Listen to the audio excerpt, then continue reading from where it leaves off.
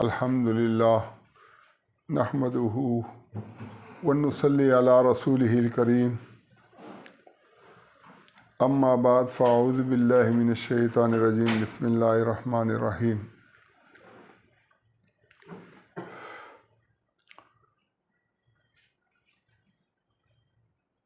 قال اللہ تبارک و تعالی وَقُلْ جَاءَ الْحَقُّ وَزَهَقَ الْبَاطِلُ إِنَّ الْبَاطِلَ كَانَ زَهُوقًا۔ صدق اللہ مولانا العظیم۔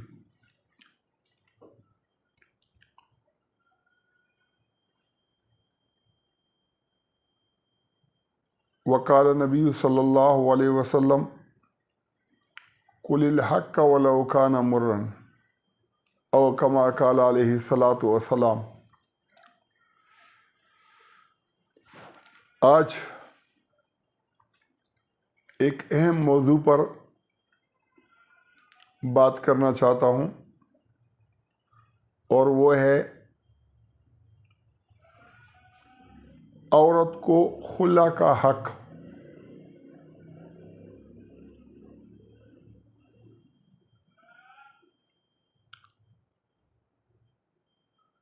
اسی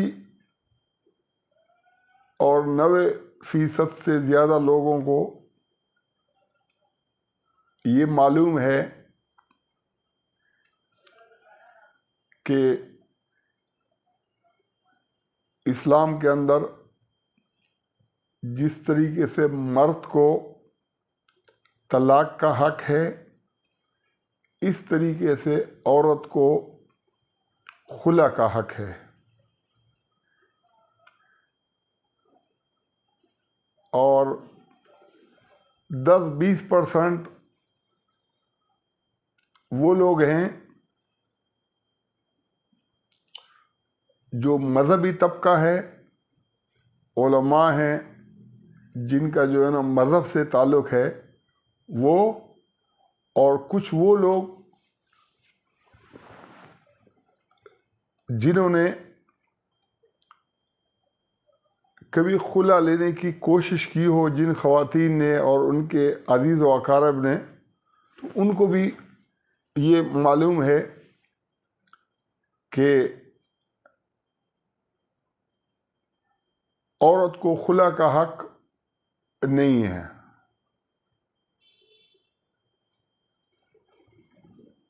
اب جب اکثریت کو کہ دل و دماغ میں یہ بات بیٹھی ہوئی ہے کہ عورت کو خلا کا حق ہے، تو اس مسئلے کی وہ اہمیت کو سمجھنے کے لیے بھی تیار نہیں ہوتے، اور جن کے دل و دماغ کے اندر یہ ہے کہ عورت کو خلا کا حق نہیں ہے،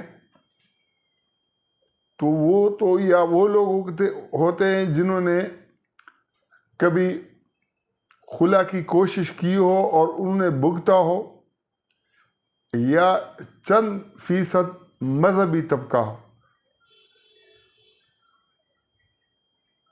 وہ ہے جن کے ذہن کے اندر یہ ہے کہ عورت کو خلا کا حق نہیں ہے۔ پاکستان کی ریاست نے جو آئلی قوانین بنائے ہیں، ان آئلی قوانین کے اندر یہ ہے کہ عورت کو خلا کا حق ہے۔ اس لیے جب کوئی عورت اپنے شوہر سے خلا لینا چاہتی ہے تو وہ عدالتوں کا دروازہ کھٹکھٹاتی ہے اور عدالتوں سے اس کو خلا مل جاتا ہے، لیکن پھر علماء اس کو فتویٰ دیتے ہیں کہ یہ خلا معتبر نہیں ہے، کیونکہ جب تک شوہر راضی نہیں ہوگا اس وقت تک عورت اپنی جان نہیں چھڑا سکتی ہے۔ اب یہ جو عورت کو خلا کا حق نہیں دیا گیا ہے، اس کے لیے جو دلائل ہیں، یہ جو علامہ غلام رسول سعیدی صاحب بریلی مکتبہ فکر کے مشہور عالم ہیں.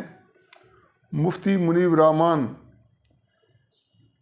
مفتی اعظم پاکستان اور صدر تنظیم المدارس بریلی مکتبہ فکر کے جو ہے نا وہ استاد تھے. یہ ان کی کتاب ہے نعم الباری شرح صحیح البخاری، اور یہ 10ویں جلد ہے. اور 10ویں جلد کے اندر اس خلا کے اوپر یہ سمجھیں کہ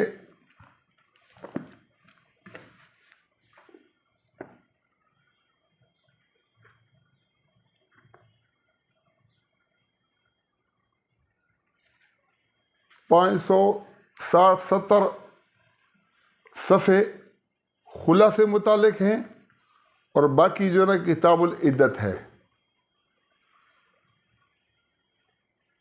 یہ اتنی ضخیم کتاب 800 صفحات کی، 800-850 کی، یہ خلا اور عدت کے مسئلے پر ہے. اب انہوں نے اپنی طرف سے کچھ نہیں لکھا ہے.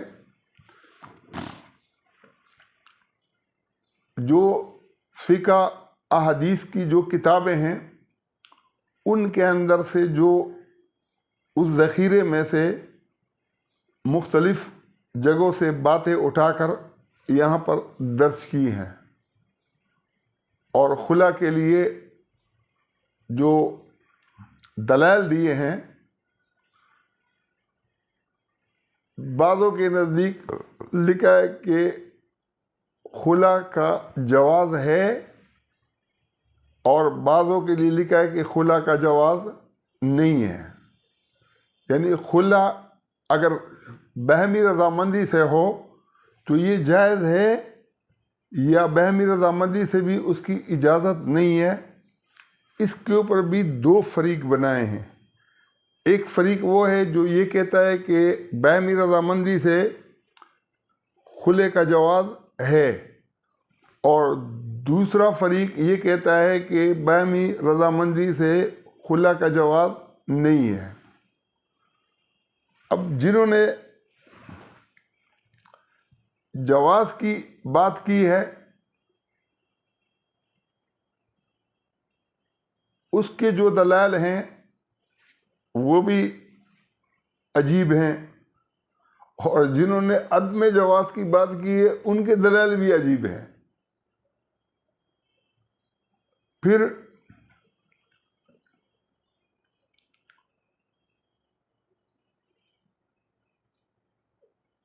یہ جو کوئی کتاب اس کو پڑھے گا، ان دلائل کو دیکھے گا، ان اختلافات، ان مناقشے، ان تضادات کو دیکھے گا جو مختلف حوالے سے ہیں، تو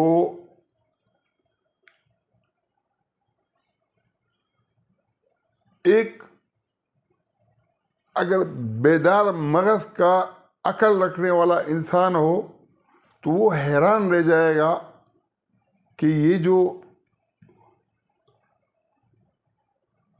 اتنے سارے معاملات لکھے گئے ہیں اس میں کس قدر کمکلی، بیوقوفی اور جہالت کا مظاہرہ کیا گیا ہے. یہاں پر چونکہ میں اگر یہ بیان کرنا شروع کروں اس پر تو کئی دن لگ جائیں گے، اس لیے میں زیادہ ان کے متضاد معاملات کو ذکر کرنا مناسب نہیں سمجھتا ہوں. اگر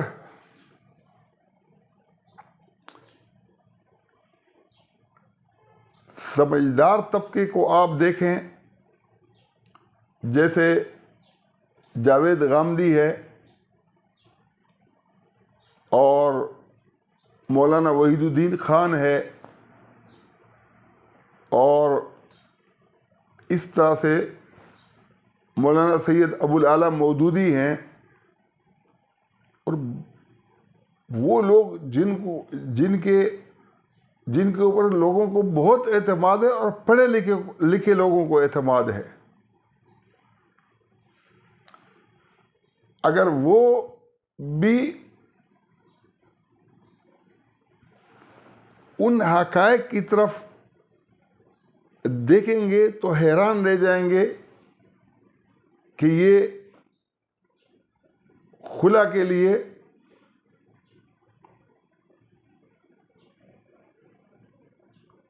جو بنیاد قرآن سے فراہم کی گئی ہے وہ بنتی ہے کہ نہیں بنتی ہے۔ درس نظامی کے اندر پڑھایا جاتا ہے، یہ بخاری کی شرح ہے، بخاری کے اندر کتاب الخلا یہاں سے شروع کیا گیا ہے، وَلَا يَحِلُّ لَكُمْ أَن تَأْخُذُوا مِمَّا آتَيْتُمُوهُنَّ شَيْئًا إِلَّا أَن يَخَافَا أَلَّا يُقِيمَ حدود اللہ، اور تمہارے لیے حلال نہیں ہے کہ جو کچھ بھی تم نے یعنی شوہروں نے عورتوں کو دیا ہے کہ اس میں سے کچھ بھی واپس لو، مگر اگر دونوں کو یہ خوف ہو کہ وہ اللہ کے حدود پر قائم نہیں رہ سکیں گے۔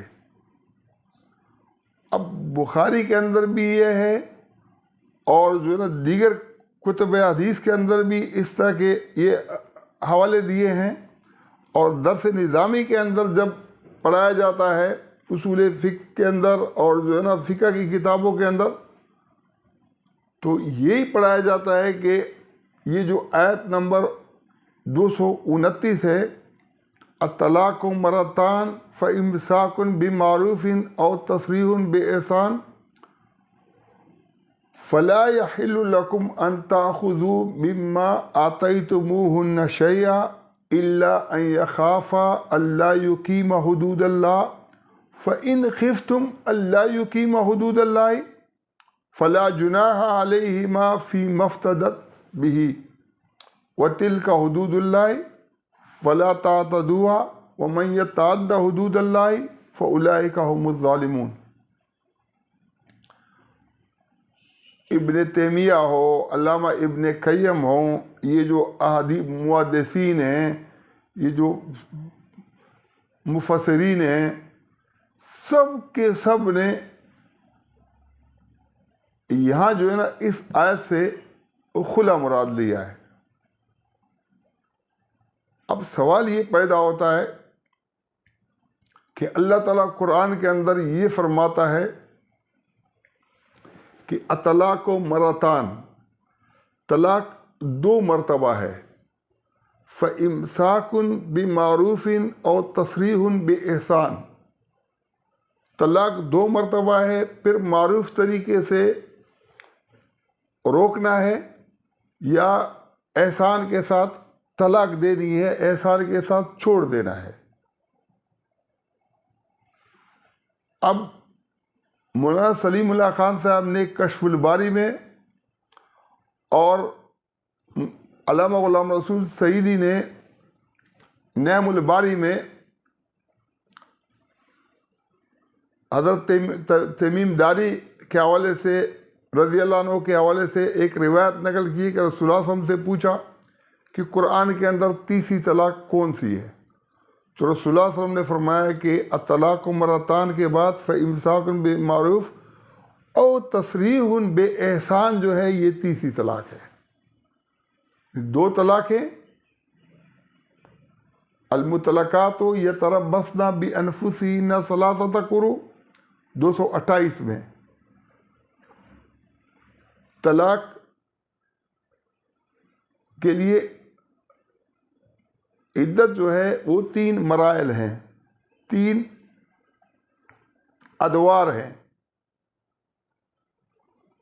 اب یہ 3 مراحل اور 3 ادوار کے اندر الطلاق مرتان، پہلے دور میں پہلی مرتبہ کی طلاق، دوسرے دور میں دوسری مرتبہ کی طلاق، اور تیسرے دور میں تیسری مرتبہ کی طلاق۔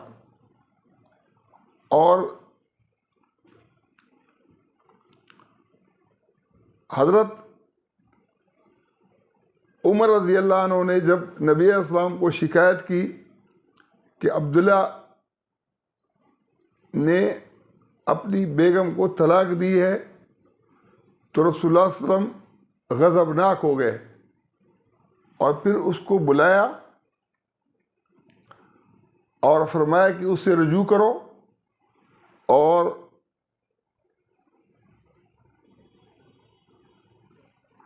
پاکی کی حالت میں اپنے پاس رکھو یہاں تک کہ حیض آ جائے، پھر پاکی کی حالت، پھر حیض آئے، پھر پاکی کی حالت میں اگر رکھنا چاہتے ہو تو رکھو معروف طریقے سے، اگر چھوڑنا چاہتے ہو تو پھر اس کو ہاتھ لگائے بغیر چھوڑ دو۔ یہی وہ عدت ہے جس میں اس طرح سے اللہ نے طلاق دینے کا حکم فرمایا ہے قرآن کے اندر۔ رسول اللہ صلی اللہ علیہ وسلم کا غضبناک ہونا اس بات کی علامت تھی کہ قرآن کے اندر اتنا واضح ہے، سورہ طلاق میں بھی یہی چیز ہے، سورہ بقرہ کے اندر بار بار یہ دہرایا گیا ہے، اور احکام القرآن کے اندر امام ابو بکر جساس الرازی حنفی نے یہ لکھا ہے کہ طلاق کی سنت جو ہے یہ کیا ہے کہ پہلے مرحلے میں طور میں پہلی طلاق، دوسرے طور میں دوسری طلاق، تیسرے طور میں تیسری طلاق۔ پھر دلیل یہ دیے کہ الطلاق و مرتان، الطلاق و مرتان کا مطلب یہ ہے کہ ایک ساتھ دو طلاقیں نہیں ہو سکتی۔ پھر کہا ہے کہ جیسے روپے کے لیے آدمی یہ نہیں کہہ سکتا ہے کہ 2 روپے کو 2 مرتبہ کہا جائے، 2 مرتبہ کو 2 روپیہ، 2 روپے کو 2 مرتبہ نہیں کہہ سکتے، بلکہ اس کو ہاں اگر فعل ہو، جیسے کھانا کھانا فعل ہے تو آدمی یہ نہیں کہتا ہے کہ میں نے 2 کھانے کھائے، 2 مرتبہ کھانا کھایا ہے۔ 2 مرتبہ کا جب ذکر آئے گا تو اس کے اندر یہ کہ بیچ کے اندر اس کا وقفہ آئے گا، ملاقات ہے چاہے دن میں 2 بار ہو چاہے 10 مرتبہ ہو، لیکن جب بیچ میں وقفہ ہوگا پھر دوسری مرتبہ کا اس پر اطلاق ہوگا۔ اب یہاں پر جب اللہ نے واضح کیا کہ ثلاثۃ قروء 3 ادوار، تو الطلاق و مرتان فامساک بمعروف اور تسریح باحسان، یہ بالکل واضح ہے۔ اور وہ جو امام ابو بکر جساس راضی ہیں، یہ جب طلاق کی سنت ثابت کرنا چاہتے ہیں کہ الگ الگ بار ہے، تو وہ پھر یہ کہتے ہیں کہ یہ مرتان ایک مرتبہ میں 3 ہو ہی نہیں سکتی ہے، ایک مرتبہ میں 2 ہو ہی نہیں سکتی ہیں، یعنی اس ایک مجلس کی ایک سے زیادہ طلاق کا پھر وہ اعتبار ہوتا کہ ہو ہی نہیں سکتا، کیونکہ سنت حنفیوں کے نزدیک یہ ہے کہ الگ الگ مراحل میں دی جائے۔ لیکن پھر جب وہ کہتے کہ واقع ہو سکتی ہے یا نہیں ہو سکتی، تو وہ بولتے کہ یہ بڑی باریک بات ہے، جب الگ الگ مجالس کے اندر 2 مرتبہ ہو سکتی ہے تو پھر ایک مجلس میں بھی 2 مرتبہ ہو سکتی ہے، اور یہ کسی کو سمجھ میں بات آئے گی نہیں، باریک بات ہے۔ اور وجہ کیا ہے؟ وجہ یہ ہے کہ وہ جب حنفی مسلک کی ترجمانی کرنا چاہتے ہیں تو وہ کہاں تک پہنچتے ہیں؟ وہ پھر وہ جو اپنا کلیہ ہے اس سے وہ پھر ہٹ جاتے ہیں۔ بخاری کے جو 2 مشہور شارح ہیں، ایک علامہ بدر الدین عینی ہیں اور ایک علامہ ابن حجر عسقلانی ہیں۔ علامہ ابن حجر عسقلانی شافعی ہیں اور علامہ ابن حجر علامہ بدر الدین عینی حنفی ہیں۔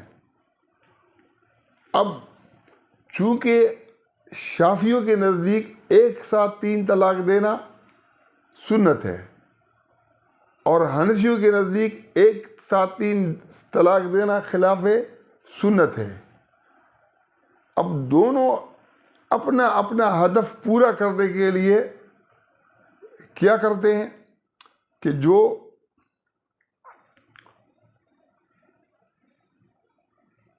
ابن حجر عسقلانی ہیں وہ کہتے ہیں کہ بخاری کے اندر جو اللہ نے کہا نا کہ طلاق و مرتان، جب 2 طلاقیں ایک ساتھ ہو سکتی ہیں تو پھر 3 بھی ہو سکتی ہے۔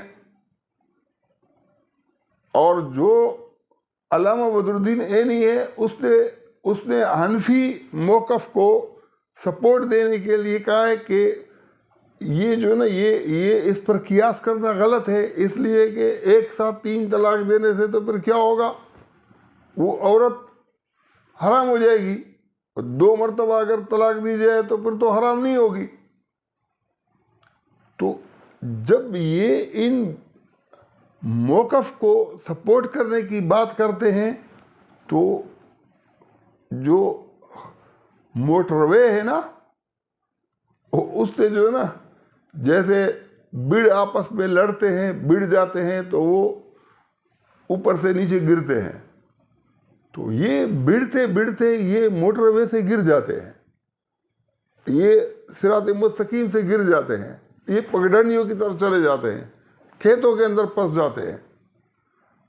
تو جب اللہ نے قرآن کے بارے میں کہا ہے کہ وَأَنزَلْنَا الْكِتَابَ تِبْيَانًا لِكُلِّ شَيْءٍ، تو کیا طلاق اور خلا کی وضاحتیں نہیں کی ہیں کہ طلاق کیا ہے، خلا کیا ہے؟ اللہ نے کہا المطلقات یتربصن بانفسہن ثلاثۃ قروء وبعولتهن احق بردہن فی ذلک ان ارادوا اصلاحا۔ طلاق شدہ عورت عدت کے 3 مراحل تک، 3 ادوار تک، 3 مہینے تک انتظار کرے، اور اس عدت کے دوران باہمی صلح سے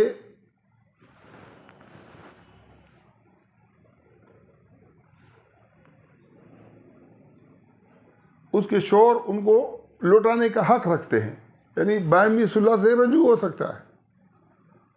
اب جب آیت نمبر 228 میں اللہ یہ کہتا ہے کہ عدت میں باہمی صلح سے رجوع ہو سکتا ہے، تو کیا 229 کے اندر اللہ جو ہے نا یہ کہے گا کہ اگر ایک ساتھ 3 دے دی یا مرحلہ وار 3 دے دی تو پھر عدت میں باہمی صلح سے رجوع نہیں ہو سکتا؟ پھر کیا ہوگا؟ پھر تو قرآن میں بہت بڑا تضاد آ جائے گا کہ ایک سائڈ کے اوپر اللہ نے کیا فرمایا کہ باہمی صلح سے رجوع ہو سکتا ہے، اور یہاں جو ہے نا اگر 3 طلاقیں دے دی تو رجوع نہیں ہو سکتا۔ تو وہ جو صلح والی شرط ہے یہ وہاں پر بھی انہوں نے غائب کر دی ہے۔ پورے فقہ کی کتابوں میں، اصول فقہ کی کتاب میں کسی میں اس کا تذکرہ نہیں ہے، بلکہ اللہ نے آیت نمبر 228 کے اندر یہ واضح کیا ہے کہ اگر 1 طلاق دے دی یا 2 دی یا 3 دے دی،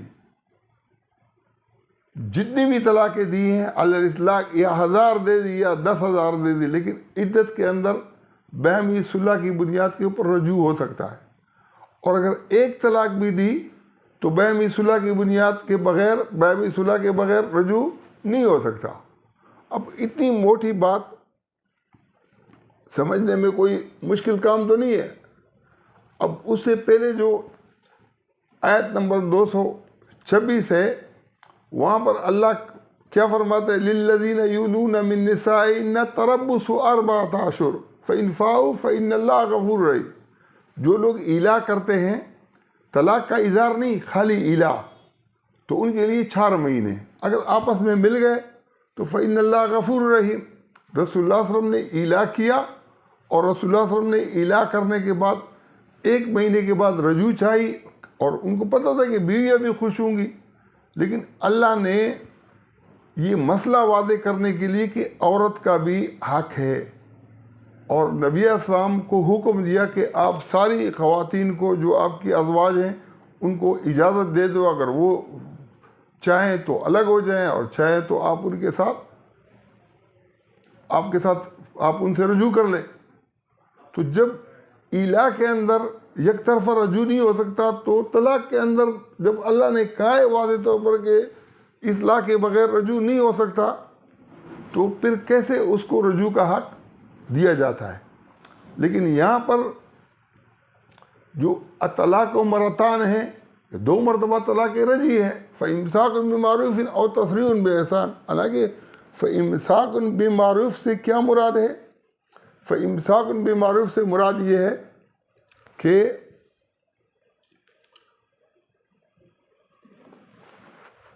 صلح کی شرط کے اوپر وَبُولَتُهُنَّ أَحَقُّ بِرَدِّهِنَّ فِي ذَلِكَ إِنْ أَرَادُوا إِصْلَاحًا۔ إِنْ أَرَادُوا إِصْلَاحًا فَإِمْسَاكٌ بِمَعْرُوف میں کوئی فرق نہیں ہے، وہاں صلح کی شرط پر ہے تو یہاں پر بھی صلح کی شرط پر ہے۔ اچھا، جب اس صلح کی شرط کو انہوں نے مذہبی وکالت کی بنیاد کے اوپر 2 مختلف سمتوں پر لے گئے، تو شافعیوں نے کہا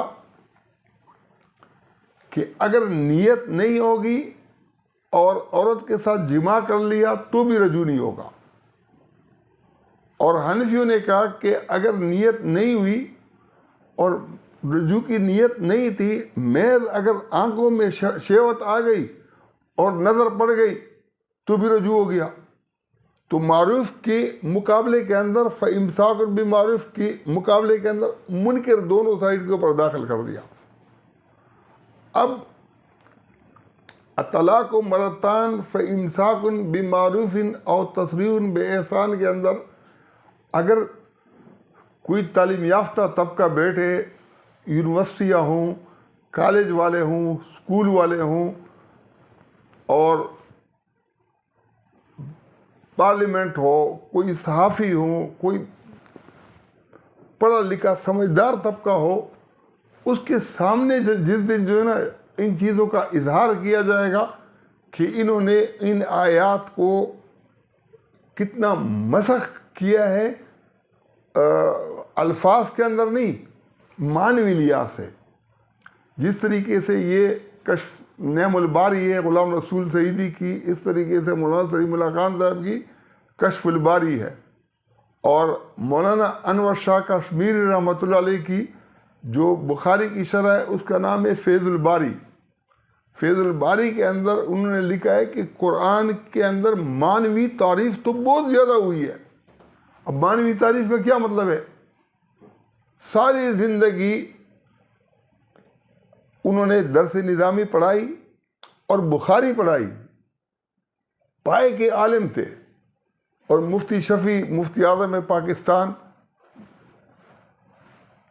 مفتی رفیع عثمانی اور مفتی شفیع صاحب کے والد، انہوں نے کہا کہ میرے سامنے مولانا انور شاہ کشمیری نے کہا کہ میں نے زندگی ضائع کر دی۔ ہم نے کہا کہ حضرت آپ نے تو ساری زندگی قرآن اور حدیث کی خدمت کی ہے۔ انہوں نے کہا کہ نہیں، ہم نے فقہ کی وکالت کی ہے کہ امام مالک کا کیا رائے ہے، امام ابو حنیفہ کی رائے ہے، ترجیح کس کو ہے کس کو نہیں ہے۔ بولے کہ ہم نے قرآن اور حدیث کی کوئی خدمت نہیں کی، سچ کہتا ہوں کہ میں نے زندگی ضائع کر دی۔ اب جب ایک آدمی ساری زندگی اتنے بڑے بڑے استادوں کو پڑھا کر، مولانا بنوری صاحب ان کے شاگرد، مفتی شفیع صاحب ان کے شاگرد، اور بڑے بڑے لوگ، مولانا عبدالحق ان کے شاگرد، جو بڑے بڑے مدارس کے معتمم اور شیخ الحدیث ہیں، اور وہ یہ کہتے ہیں کہ میں نے زندگی قرآن اور حدیث نہیں پڑھائی ہے بلکہ معنوی تحریف پڑھائی ہے اور اس میں ضائع کی ہے، تو نتیجہ کیا نکلے گا؟ کہ کیا کبھی ہم سبق بھی سیکھیں گے؟ یا جب ایک عالم جو ہے نا قبر کے اندر اس کے پیر ہوں گے، پھر جا کے بولے گا کہ یار ہم نے تو زندگی ضائع کر دی، اس کا فائدہ کیا ہے؟ چلو جس نے ضائع کیے اس نے تو ضائع کیے، لیکن جو اس کے شاگرد ہیں وہ تو ضائع نہ کریں۔ ابھی بھی یہ جو ہے نا یہ سارا جو ہے نا میں کھلے الفاظ میں کہتا ہوں کہ بالکل بکواسات لکھے ہوئی ہے. بکواس اس لیے بولتا ہوں کہ آیات کو ایک دوسرے سے ٹکرایا ہے. ایک آیت کے اندر جو سورہ بقرہ کی آیت نمبر 229 ہے، اس میں ان کے نزدیک یہ کہ خلا کا ذکر ہے. دوسرا عالم کہتا ہے کہ نہیں، وہاں طلاق کا ذکر ہے، اور طلاق کے اندر تو اللہ نے کہا ہے کہ اگر تم آیت نمبر 20 اور 21، آیت نمبر 20 میں اللہ نے کہا ہے کہ اگر تم کوئی اور بیوی کرنا چاہو اور ایک کو بہت سارا مال دیا ہے تو کچھ بھی واپس نہیں لے سکتے ہو. بولتے کہ اس آیت کی وجہ سے یہ آیت منسوخ ہے، اور دوسرے کہتے ہیں کہ نہیں، وہ آیت منسوخ ہے اس کی وجہ سے. حالانکہ دونوں آیات کے اندر تضاد نہیں ہے. اور میں یہی سمجھانا چاہ رہا ہوں کہ یہاں پر جب اللہ کہتا ہے کہ الطلاق مرتان فامساک بمعروف اور تسریح باحسان، 3 طلاقوں کا فیصلہ ہو گیا، پہلے کا، دوسرے کا، تیسرے کا.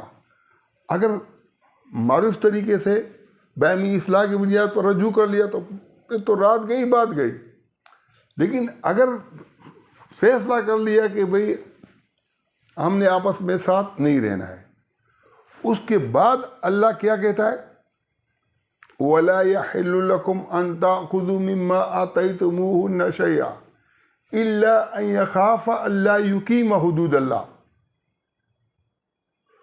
جو شوہر نے جو بھی مال دیا ہے، جو کچھ بھی دیا ہے، اس میں سے، اس دیے ہوئے مال میں سے طلاق کی صورت کے اندر کچھ بھی واپس لینا جائز نہیں ہے. مگر اگر دونوں کو یہ خوف ہو کہ اگر یہ واپس نہیں کیا گیا تو پھر کیا ہوگا، تو پھر اس میں سے کچھ واپس کرنے میں حرج نہیں ہے. اچھا، یہاں تک اس آیت کا جو یہ حصہ ہے، یہاں تک جاوید غامدی نے بھی یہی لکھا ہے کہ اس سے مراد یہ کہ جو دیا ہوا مال ہے طلاق کے بعد اس کو لینا جائز نہیں ہے. اب یہی جملہ پھر دوبارہ دہرایا گیا ہے، لیکن اس کے اندر یہ خوف کس کا ہے؟ میاں بیوی کا ہے. جس میاں نے بیوی کو طلاق دی ہے کہ اگر دونوں کو یہ خوف ہے کہ اگر، اور مقصد کیا ہے؟ مقصد یہ ہے کہ اس کے بعد کیا ہوگا کہ کوئی ایسی صورت ہو کہ کوئی ایسی چیز ہے، ویسے تو جائز نہیں ہے، وہ جو آیت نمبر 20 ہے سورہ نساء کی طلاق کے بارے میں، کہ اگر طلاق دے دی تو کوئی چیز بھی اگرچہ خزانے دیے ہوں تو بھی واپس لینا جائز نہیں ہے.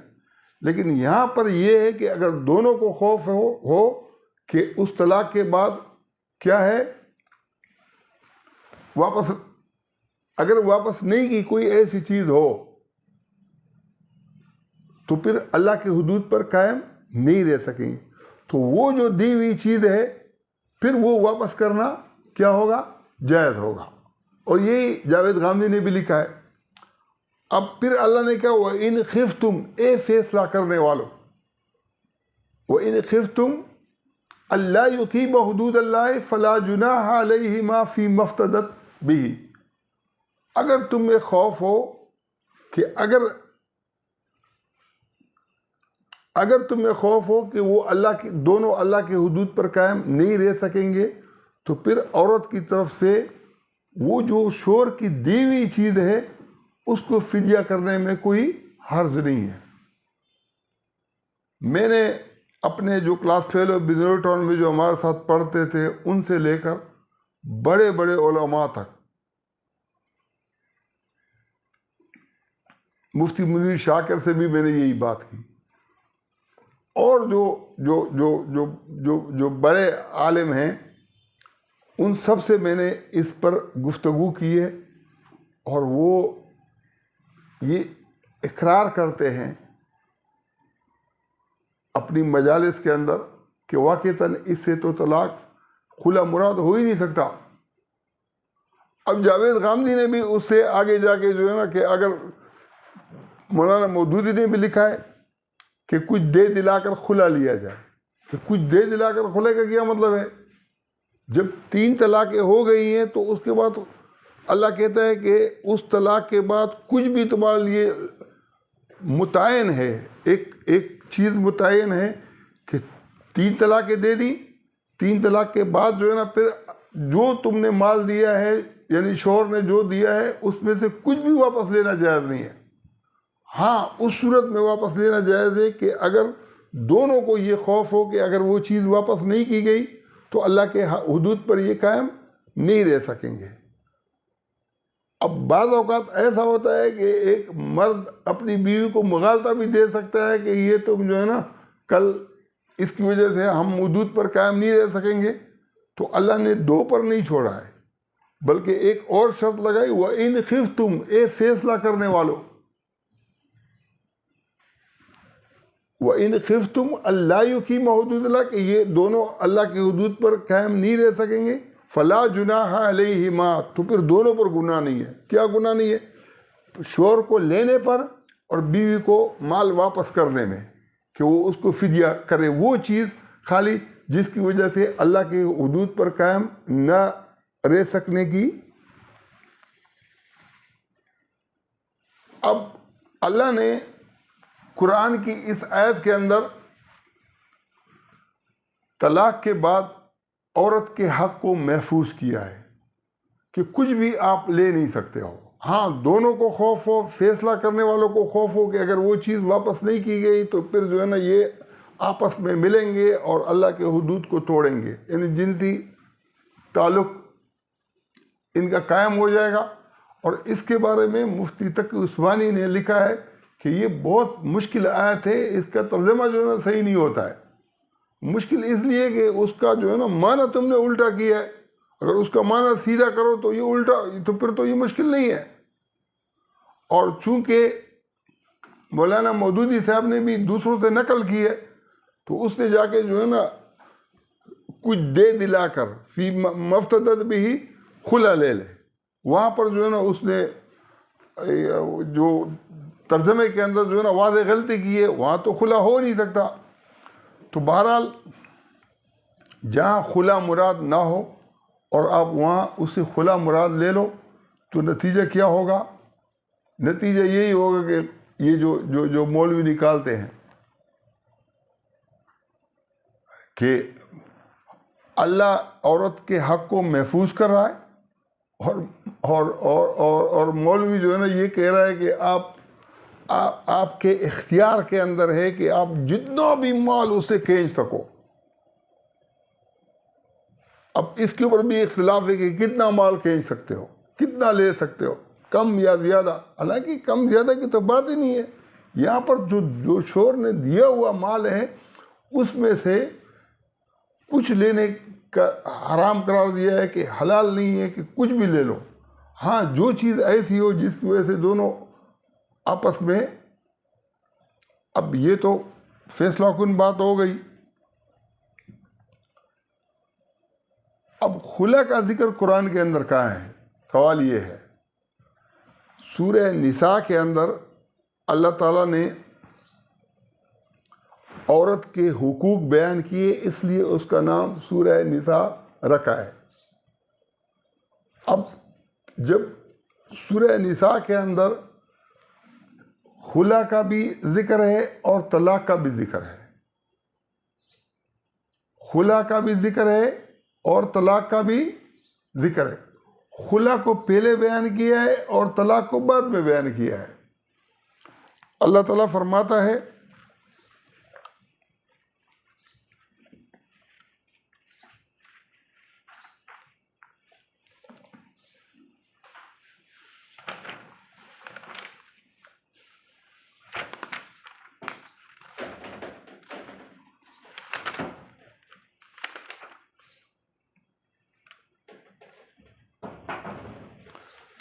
یا ایھا الذین آمنوا لا یحل لکم ان ترثوا النساء کرہا، یا ایھا الذین آمنوا، اے ایمان والو، لا یحل لکم، تمہارے لیے حلال نہیں ہے، ان ترثوا النساء کرہا، کہ تم بن جاؤ عورتوں کے زبردستی سے مالک، جبری طور پر ان کا مالک بننا تمہارے لیے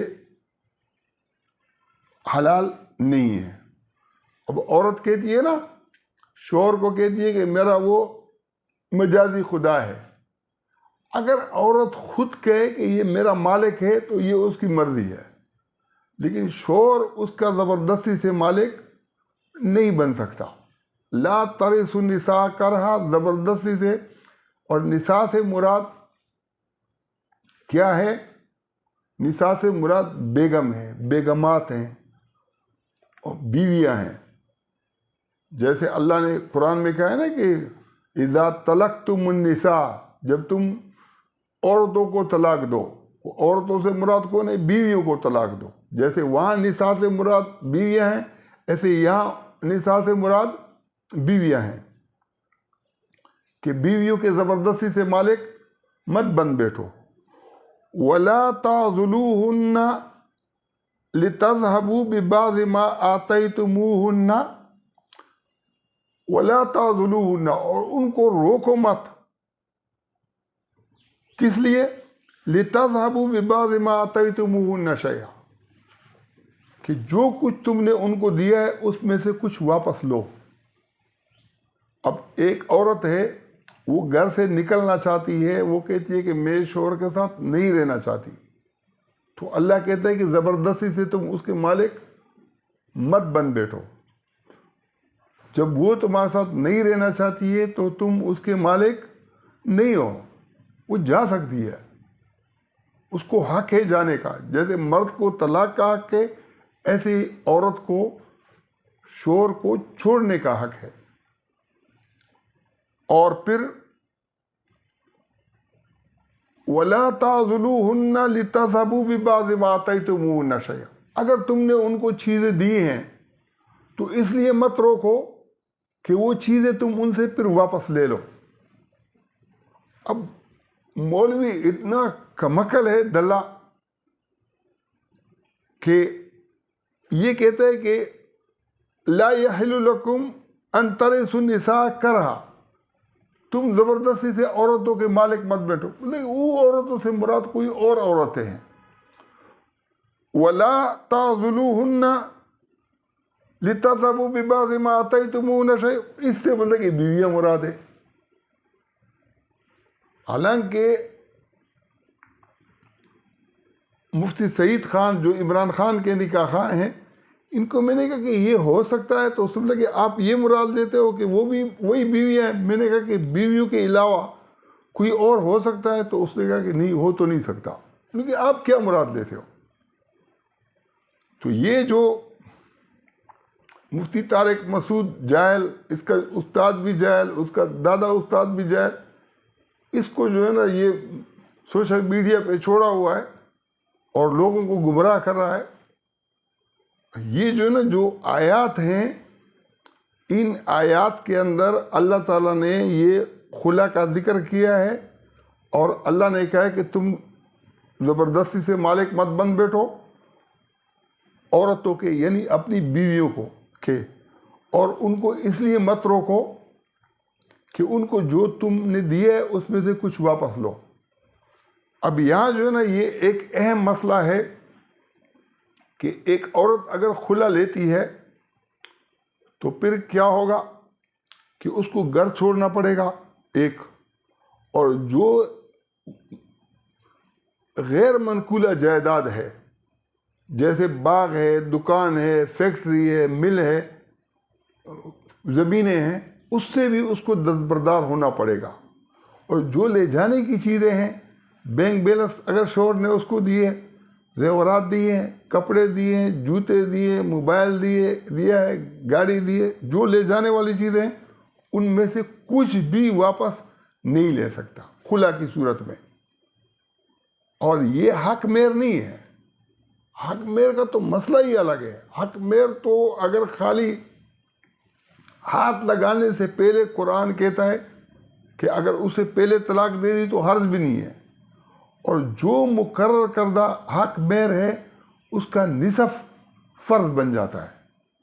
اب جب ہاتھ لگانے سے پہلے طلاق کے اندر کیا ہے حق مہر فرض بنتا ہے تو اس کے ساتھ رات گزارنے کے بعد پھر وہ حق مہر پورا فرض نہیں ہوگا. اور مرد کی ذمہ داری یہ ہے کہ عورت کو خوش رکھے. اگر وہ خوش نہیں رکھ سکے تو اس کا حق مہر بھی گیا، پلس جو چیزیں اس کو دی ہیں ان میں سے دو قسم کی چیزیں ہیں، ایک منقولہ جائیداد ہے اور ایک غیر منقولہ جائیداد ہے. غیر منقولہ جائیداد میں گھر، دکان، فیکٹری، باغ، زمینیں، یہ سب چیزیں شامل ہیں. اور جو لے جانے والی چیزیں ہیں وہ کیا ہیں؟ کپڑے ہیں، جوتے ہیں، موبائل ہے، گاڑی ہے، جو چیز لے جا سکتی ہے، جو لے جانے والی چیزیں. تو اللہ کہتا ہے کہ اس لیے اس کو مت روکو تاکہ آپ رکاوٹ پیدا کرو اور ان چیزوں کو اسے نہیں، بالکل بھی کوئی چیز آپ اسے واپس نہیں لے سکتے ہو. ہاں الا ان یاتینا بفاحشۃ مبینۃ، اگر وہ کلی فحاشی میں مبتلا ہو تو پھر بعض چیزیں، پھر بھی سب چیزیں نہیں کہ اس کو جو ہے نا ننگا کر کے بھیجو کہ کچھ بھی آپ نہیں لے جا سکتے، ساری چیزیں میں نے دی ہیں. نہیں، جو چیزیں کیا ہیں فحاشی میں مبتلا ہے تو پھر بعض چیزیں ان سے واپس آپ لے سکتے ہو. بعض چیزیں اسے، یہ قرآن کے اندر واضح الفاظ ہیں. اب ایک عورت جا رہی ہے اور اس کے شوہر کو حق نہیں ہے کہ اس کو روکے، وہ اس کو جانے دے، اس کی جو چیزیں ہیں وہ بھی اپنے ساتھ لے جائے. تو پھر اس صورت کے اندر جو مرد کا دماغ ہے وہ گھومے گا اور اس کے ساتھ وہ بدسلوکی پر اترے گا. تو اللہ کیا کہتا ہے؟ وَعَاشِرُوهُنَّ بِالْمَعْرُوفِ، تم ان کے ساتھ اس کے باوجود بھی اچھا سلوک کرو، اس کے باوجود بھی اس کے ساتھ بہترین سلوک کرو. وَعَاشِرُوهُنَّ بِالْمَعْرُوفِ، اچھا سلوک کرو کہ ٹھیک ہے میں آپ کو خوش نہیں رکھ سکا، چیزیں بھی لے جاؤ، چلی جاؤ، مسئلہ نہیں ہے. اور اس کے ساتھ حسن سلوک کے ساتھ جو ہے نا معاملہ کرو، اچھے انداز میں پیش آ جاؤ. جو چیزیں نہیں دی ہیں وہ بھی اگر دے دو تو مسئلہ نہیں ہے، اور پیسے بھی دے دو، مال بھی دے دو، چیزیں بھی دے دو، کوئی بات نہیں ہے. جانے جتنا خوش رکھ کے وہ کر سکتے ہو، اچھا سلوک کر سکتے ہو، تو جانے دو. وَإِن كَرِهْتُمُوهُنَّ فَعَسَىٰ أَن تَكْرَهُوا شَيْئًا وَيَجْعَلَ اللَّهُ فِيهِ خَيْرًا كَثِيرًا، اگر آپ کو ان سے کراہیت ہے، اس بنیاد کے اوپر وہ بری لگ رہی ہے کہ وہ چھوڑ کے جا رہی ہیں، تمہارے بچے خوار ہو جائیں گے، تم اکیلے رہ جاؤ گے، تمہارے جو آپ کے وہ ہیں اور آپ جانے نہیں، اور وہ جا رہی ہے اور آپ جانے نہیں دینا چاہ رہے ہو، تو کیا ہے کہ اللہ کہتا ہے کہ تمہیں ہو سکتا ہے کہ وہ بری لگتی ہوں، لیکن اللہ تعالیٰ اس کے اندر خیر کثیر کیا کر دے گا، پیدا کر دے گا. ہو سکتا ہے کہ تمہیں وہ بری لگے اور اللہ تعالیٰ اس میں خیر کثیر پیدا کرے. پہلا خیر کثیر یہ جو ہے نا، یہ بے غیرتی نہیں ہے کہ ایک عورت آپ کو نہ چاہتی ہو اور آپ کہو کہ نہیں میں تو چمٹا رہوں گا. بے غیرتی یہ ہے کہ وہ آپ کو نہ چاہتی ہو اور پھر بھی آپ اسے چمٹے رہو. اللہ نے اس بے غیرتی سے بچانے کے لیے کہا ہے کہ بھئی اس کو جانے دو، زبردستی سے اس کے مالک مت بن بیٹھو. جو مال تم نے اس کو دیا ہے لے جانے والا، وہ بھی اسے باز مت چھینو اور اس کے ساتھ اچھا سلوک بھی کرو. اگر وہ بری لگتی ہیں اور ان کا جانا تمہیں برا لگتا ہے تو اس کے بدلے میں اللہ تعالیٰ خیر کثیر عطا کرے گا. پہلا تو یہ کہ جب گھر کے اندر بیوی رکنا نہیں چاہے گی، آپ اس کو، ہمارے ایک پڑوسی تھا، اس نے جو ہے نا بیوی کو پاؤں کے اندر بیڑیاں ڈالی تھی، جیسے قیدیوں کو ڈالی جاتی ہے نا، وہ تالا لگا کے رکھتا تھا پاؤں کے اندر، وہ جانی تاکہ بھاگے نہیں۔ تو اگر آپ وہ جانا چاہیں اور آپ اس کو جانے نہ دو تو یہ بے غیرتی ہے یا یہ بے غیرتی ہے کہ وہ جانا چاہ رہی اور آپ اس کو جانے دو؟ آپ ڈسکس کرو لوگوں کے ساتھ۔ ایک امام میں مسجد جو ہے وہ اپنے مقتدیوں کو پوچھے کہ بھئی اگر بیوی انسان سے خوش راضی نہ ہو، میں تمہارے ساتھ نہیں رہنا چاہتی ہوں، تو اس کو جانے دینا یہ بے غیرتی ہے یا نہ جانے دینا یہ بے غیرتی ہے؟ خیرن کثیرہ، ہو سکتا ہے کہ وہ زہر کھا لے، بچوں کو زہر کھلا دے، کسی کے ساتھ جو ہے نا کسی غلط کام میں ملوث ہو، تمہاری ناک کٹ جائے، خاندان کی ناک کٹ جائے، عزت خراب ہو جائے، وہ خیر کثیر تو اس کے اندر ہے۔ اگر وہ نہیں رہنا چاہتی اور آپ پھر بھی اس کو زبردستی رکھ رہے ہو، وہ جو خیر کثیر اللہ نے لکھا ہے وہ ہے ہی خیر کثیر۔ اب یہ آیت ہے خلا کی۔ پھر اس کے بعد اللہ تعالیٰ نے طلاق کا بیان کیا ہے۔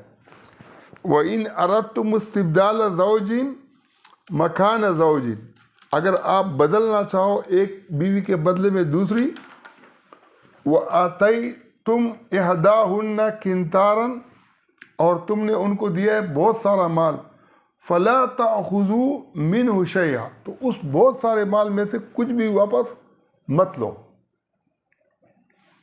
اتأخذونہ بہتانا واسما مبینا، کیا تم اس کے اوپر بہتان لگا کر اس کو جو ہے نا واپس لو گے، اور کلا سری گناہ کر کے اس کو واپس لو گے؟ وکیف تأخذونہ، اور تم کیسے اس سے جو ہے نا یہ مال بہتان لگا کے واپس لے رہے ہو؟ وقد افضى بعضکم الی بعض، جبکہ تم ایک دوسرے کو قریب سے قربت کر چکے ہو۔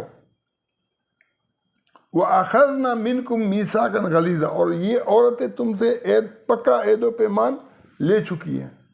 یہاں چونکہ عورت کے اوپر اس کو بہتان سے بچانے کا اور اس کو پورا مال دینے کا مسئلہ ہے، تو اس لیے اللہ تعالیٰ نے نسبت کس کی طرف کی ہے کہ عورت نے تم سے پکا عہد لیا ہے، اس نے جو اپنی عزت ہے وہ آپ کے حوالے کی ہے، خود کو آپ کے حوالے کیا ہے۔ اب آپ اس کے اوپر بہتان لگا کر جو ہے نا وہ جو اس کا حق ہے، اور اس کے اندر پھر یہ جو منقولہ اور غیر منقولہ جائیداد ہے وہ سب کے سب اس میں شامل ہے۔ علامہ غلام رسول سعیدی نے کسی عرب کا لکھا ہے کہ تاریخ کے اندر فلانا نے پہلا خلا لیا ہے، پھر انہوں نے تصحیح کی ہے کہ رسول اللہ صلی اللہ علیہ وسلم کے زمانے میں ایک شخص نے خلا لیا، تو رسول اللہ صلی اللہ علیہ وسلم نے اس کو کہا کہ انہوں نے کہا کہ مجھے اس کے اخلاق کے اندر اور دین میں کوئی بھی اس پر مجھے اعتراض نہیں ہے، لیکن پھر وہ روایات تو مختلف ہیں، واقعہ ایک ہے لیکن اس کے بہت سارے روایات، ہر ایک نے اپنے حساب سے اس کے مختلف، کسی نے کہا کہ منہ کے اوپر ٹوکوں گی، کسی نے کچھ بولا ہے، کسی نے کچھ بولا ہے، کسی نے کہا کہ شکل پسند نہیں ہے، لیکن بہرحال نبی علیہ السلام نے فرمایا کہ وہ جو باغ تمہیں دیا ہے، اب ایک آدمی اگر اس کی شکل اچھی نہ ہو اور بیوی اس کو خوبصورت ہو تو ممکن ہے کہ اس کو کیا کرے، راضی رکھنے کے لیے ایک بڑا باغ بھی دے دیا۔ تو نبی علیہ السلام نے اس کو کہا کہ وہ باغ تم واپس کر سکتی ہو، تو بولا کہ ٹھیک ہے واپس کر دوں گی۔ تو اس کے اوپر اس کو کیا کر دیا، ثابت ابن قیس ہے غالباً، تو اسے طلاق دے دی، وہ خلا اسی بنیاد پر ہو گیا کہ جو باقی اگر کوئی چیزیں دی ہیں وہ چیزیں نہیں لی ہیں۔ تو یہ قرآن کی اس حدیث سے یہ وضاحت ہوتی ہے، قرآن کی وضاحت کی وجہ سے ضرورت نہیں ہے، کیونکہ ایک جگہ پر جو قرآن کے اندر ذکر ہے وہ لے جانے والی چیزیں ہیں، اور دوسرے جو خلا کی بات ہے، اور جہاں تک اس کی بات ہے طلاق کی، تو اس کے اندر پھر جو بھی دیا ہے، چاہے خزانے دیے ہیں، چاہے وہ جائیدادیں دی ہیں، ملے دی ہیں، جو بھی دیا ہے اس میں سے کچھ بھی، کیونکہ جب طلاق مرد دے رہا ہے تو عورت کا تو کوئی قصور ہے نہیں، تو دی ہوئی چیز کیسے واپس لے سکتے ہو؟ ہاں اگر شوہر نے گھر دیا ہے، دوسری چیزیں دی اور بیوی اس کو چھوڑ کر جانا چاہ رہی ہے تو اس نے اس لیے نہیں دیے کہ وہ جو گھر ہے یا جو ہے نا باغ ہے یا فیکٹری ہے یا مال ہے کہ وہ ہتھیا کے وہ اپنے پاس لے لے اور بولے کہ میں کھلا لے رہی. نہیں، جو لے جانے والی چیزیں وہ لے جا سکتی ہے، اور جو لے جانے والی چیزیں نہیں ہیں، جو غیر منقولہ جائیداد ہے، فیکٹری، مال، گھر وغیرہ، وہ بیوی کو چھوڑنا پڑے. اب یہ جو نا اتنا زبردست یہ آیات ہے کہ اگر یہ یورپ کو پتہ چل جائے، امریکہ کو پتہ چل جائے، دنیا کے کونے کونے کے اندر کسی کو پتہ چل جائے تو وہ کہے گا کہ یہ جو قرآن کے اندر رکھا ہوا ہے اسی کی طرف ہم آتے ہیں. اب علماء نے جو ہے نا اس چیز کو نہیں دیکھا کہ جب عورت خلا لیتی ہے تو اس کو بعض حقوق سے دستبردار ہونا پڑتا ہے. یہ نہیں کہ اپنی طرف سے کوئی مال دینا پڑتا ہے. یہ تو پھر اگر اس پر جو مسائل بنائے گئے ہیں وہ اتنے خطرناک ہیں کہ بیوی کو شوہر کہتے ہیں کہ تجھے 3 طلاق، اب پھر مکر جاتا ہے، پھر بھی وہ حرام ہو جاتی ہے. حرام ہونے کے بعد عورت تو راضی نہیں ہے، لیکن انہوں نے تو ایک طرفہ جو رجوع کا حق دے دیا ہے نا. پھر اگر مکر جاتا ہے 2 طلاق کے بعد تو دیا ہے، 3 پر تو نہیں دیا ہے، لیکن اگر گواہ نہ ہو تو بھی واقع تو ہو جاتی ہے. اب اگر شوہر مکر جاتا ہے تو بیوی کو کیا کرنا پڑے گا؟ 2 گواہ لانے پڑیں گے. اگر بیوی کے پاس 2 گواہ نہ ہوئی ہے اور شوہر نے قسم کھا لی تو یہ عورت حرام کاری پر، عورت کو پہلے حکم یہ کہ خلا لو، لیکن اگر شوہر خلا نہ دے تو عورت حرام کاری پر مجبور ہے. یہ مولانا اشرف علی تھانوی جیسے انسان نے بھی لکھی ہے، اتنے بڑے عالم نے، دوسرے علماء نے بھی یہی چیزیں لکھی ہے.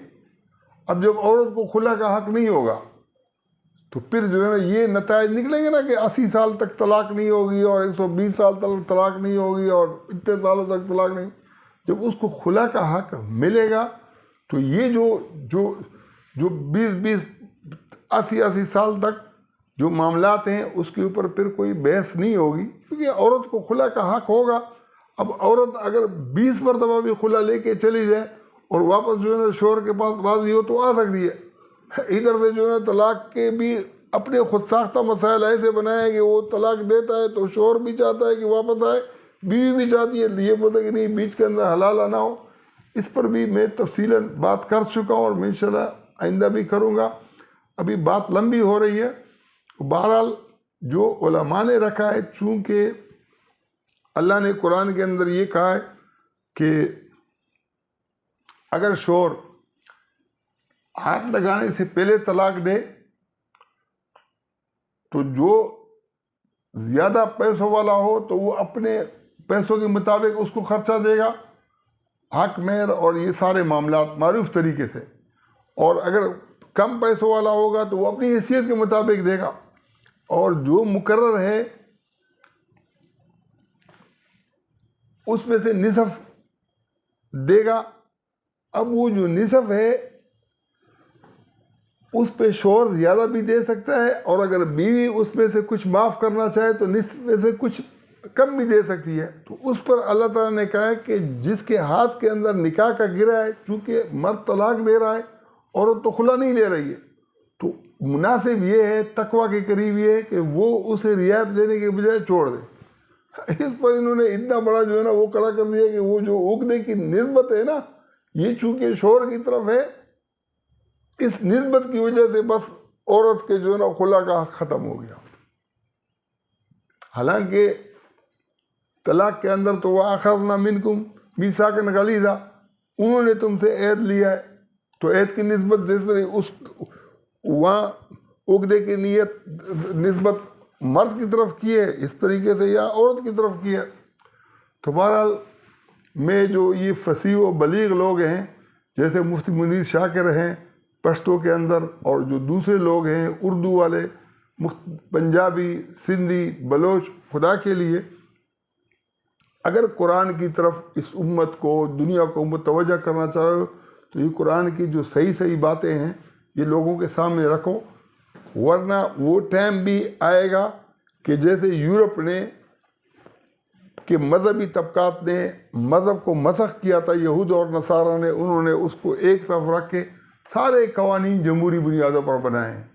اس طریقے سے یہ جو اسلامی ممالک ہے، سعودیہ ہو، ایران ہو، پاکستان ہو، افغانستان ہو، آخر میں پھر وہ ٹائم بھی آئے گا کہ مذہب کو لوگ دھکا دے کے نکالیں گے اور کہیں گے کہ ہم نے بس خود اپنے طور پر مسائل بنائے نہیں، کیونکہ ایک عورت کو تو یہ پتہ ہی نہیں ہے کہ وہ جب جو ہے نا وہ کرتی ہے نا کہ اگر اس کی مرضی نہیں ہوگی نا تو وہ کسی صورت میں جو ہے نا خلا لے ہی نہیں سکتی، اس کو تو پتہ ہی نہیں ہے۔ میں نے تو 80 اور 90% کم بتایا ہے۔ میں یہ سمجھتا ہوں کہ اگر کروڑوں کے اندر جو ہے نا کچھ 4-5 عورتوں کو یہ پتہ ہو تو بھی بڑی بات ہوگی، کوئی جائے گی نہیں۔